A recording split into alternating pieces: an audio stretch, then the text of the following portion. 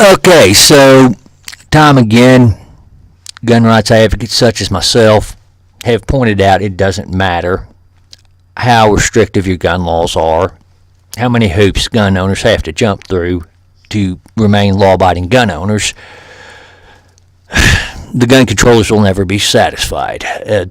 This letter to the editor is further evidence, and it's not the only one out there. There are tons of them out there. There are tons of people, again, calling for more gun control, and it doesn't matter how restrictive the gun laws are in their state or in the state they're talking about. They're always going to demand more. So let's delve into the article, and I'll tell you exactly what I'm talking about. Need for gun control is urgent.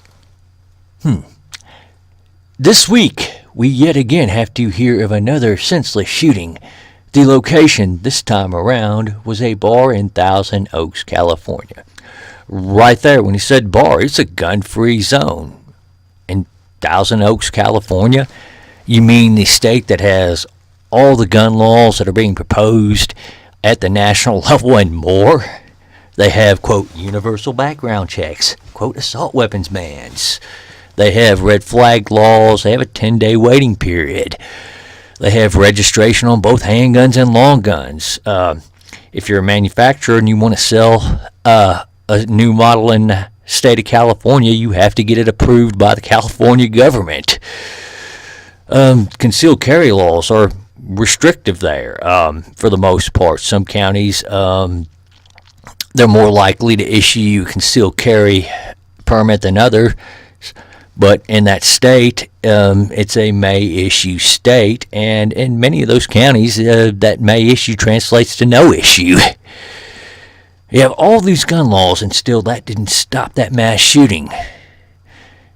In yet another gun-free zone. What a shocker. You know, I'm going to save this point for later on in the article, by the way. I was about to get into another one. Let's continue on. A grieving mother named Susan Orfanos, whose son Tell was killed in the shooting but managed to survive the Las Vegas shooting, made a very heartfelt, moving, and emotional plea for gun control. Now, here's the thing. California passes gun control just to pass gun control. Each and every time it's marketed as, quote, common sense, reasonable, and will save lives, end quote. They usually have a parade of victims up there to use as emotional bludgeons against anybody who would have any objections to their proposals. These proposals fail to live up to what they were advertised as, and mass shootings then again occur in places like California, and then they want to rinse and repeat this tactic. And the reason why they do this is because they would have to otherwise admit that they were wrong about those gun laws, that they did not save any lives. And it's much easier to get their way if they use emotional blackmail. Moving on with the article, she mentioned that her son was able to come home from Vegas, but not come home from the borderline bar where the shooting took place. And again, this is a harsh reality, but somebody needs to say there are no guarantees in life. There are no guarantees you're going to make it to the age of 5, much less 80. Things happen in life. This is for the author of this letter, mainly. I got to ask, had Tell been murdered by an illegal immigrant? Would you say anything? Would you even have known Tell's name? Or would you even have given a damn? My guess is probably not. Had Tell been killed in a car crash on the way home from the bar? Would you say anything? My guess is probably not. And the reason for this being is that you're not really concerned with actually saving lives. Your concern is with pushing an agenda. And you're using this man and his grieving mother as an emotional bludgeon, as an emotional cudgel.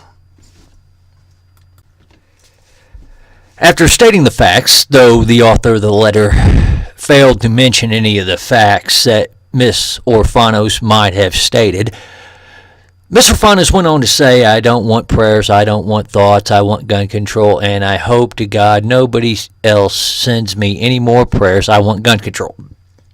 Well, the thing is that there are a lot of parents without children that wanted a lot of things that they didn't get. It's not how life works. It's not how our legal system works. And I guarantee you, there are certain things that those parents wanted that I guarantee you Miss Orfanos probably would have been throwing a fit about had they gotten those simply because they lost children before their time. Continuing on with this letter, I want to say here and now that I 100% agree with and stand by Miss Orfanos in her statement. Well, right there, Seth, you have shown that your position is not one of evidence or logic or facts or reason or anything like that. Your position is an emotional position. It's totally based on feelings, not grounded in any sort of reality, and you're going to go on and prove this. Your next line, we need common sense gun control.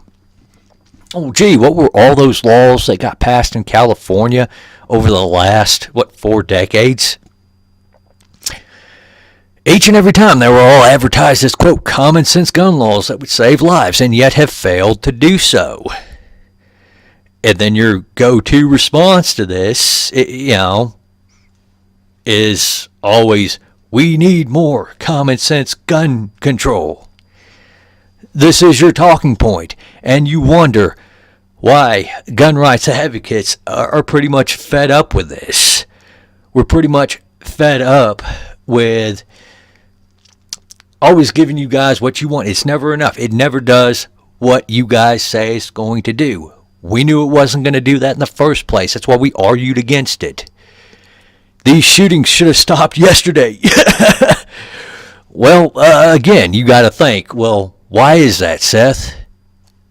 Why exactly didn't those shootings stop yesterday, like you said they were going to do with the last gun law you passed? But they didn't. And they continue at a much too alarming rate. Gee, maybe those restrictions didn't work out exactly like you promised they would. Let's go on to continue on your letter. The Second Amendment says a well-regulated militia being necessary to the security of a free state, the right of the people to keep and bear arms, shall not be infringed. Now, I highlighted these words for your readers so that we can all take a moment to read them and discuss their meaning. Well, Seth, this ain't a hard meaning to figure out. You're going to go on to show, however, that your side can't even be so honest as to get the meaning of one simple sentence right. And in this paragraph, you show you're either very ill-informed or very dishonest. Take your pick. The person that went into the Borderline bar last night was not a part of a militia. Well, if you actually read the Second Amendment, which you posted it right there, whose right is it again? I mean, it's right in your very same letter. Oh, it's right. It's the right of the people. Our founders put the right of the people, not the right of the militia. And by the way, you're ill-informed on that too. Under U.S. Code, pretty much every able-bodied male 18 to 45 is considered a part of the unregulated militia.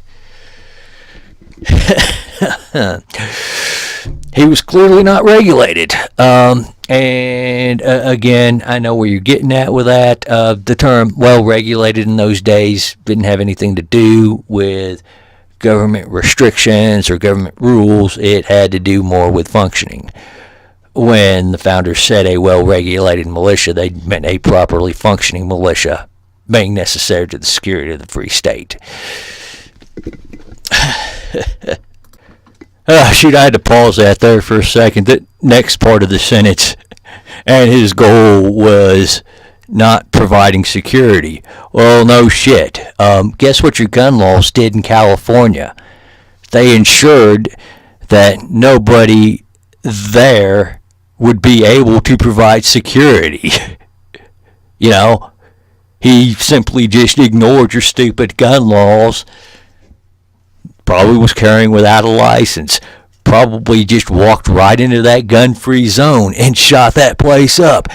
And because of your stupid gun laws, you ensured that he'd have nobody else there with a firearm to have a better chance of stopping him.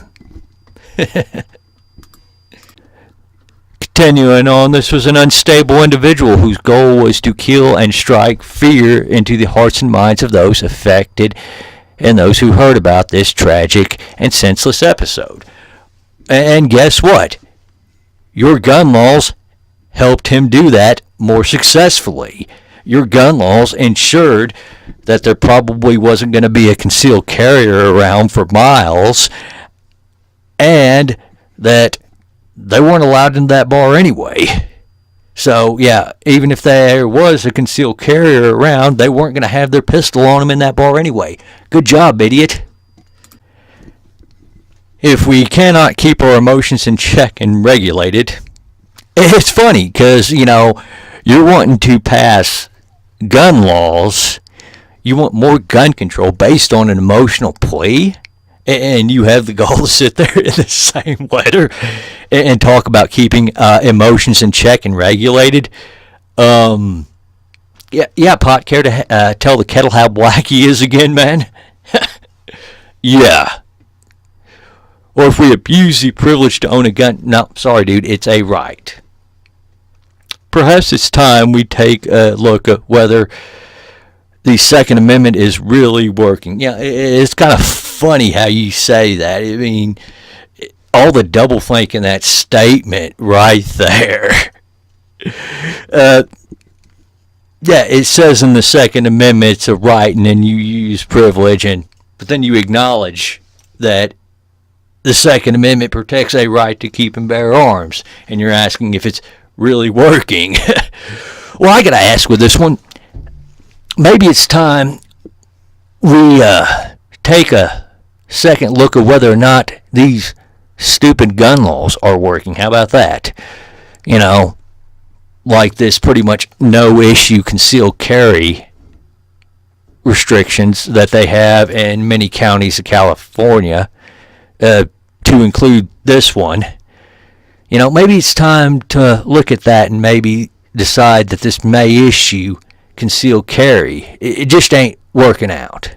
Or perhaps it's time that maybe we look at gun-free zones, you know, and let's see how well those things are working out. Because it seems to me, it looks like that gun-free zone just really helped that mass killer rack his body count up. My plea is for the House and Senate, please take a look at common sense gun control. So basically those same gun laws that didn't work in California, you want to put on the rest of the nation. Yeah, it makes total sense.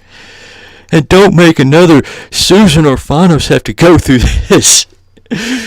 You see, guys, this is what I'm talking about right here. It doesn't matter how many gun laws they have on the books. It doesn't matter that their gun laws put other people in danger. It doesn't matter that their gun laws helped out a mass murderer. It's usually the case with mass murders. It's over 9 out of 10 of these mass killings take place in gun-free zones. You know, they never rethink that. Their knee-jerk response is always, we need more gun laws. You know, you don't hear them talk about people who died in other ways. It's always the ones that died by firearms. And, you know, it's almost like these guys simply don't care that people actually died or people actually lost their lives. They're only concerned about whether or not they can use that person's death, exploit that person's death, exploit that grieving mother's loss to push their agenda. My fellow gun rights advocates, I'd say it's time not only that we stand up against these gun laws, but I think we need to start getting some of these other gun laws that we already have on the books off. Y'all take her easy out there. Thank you for listening.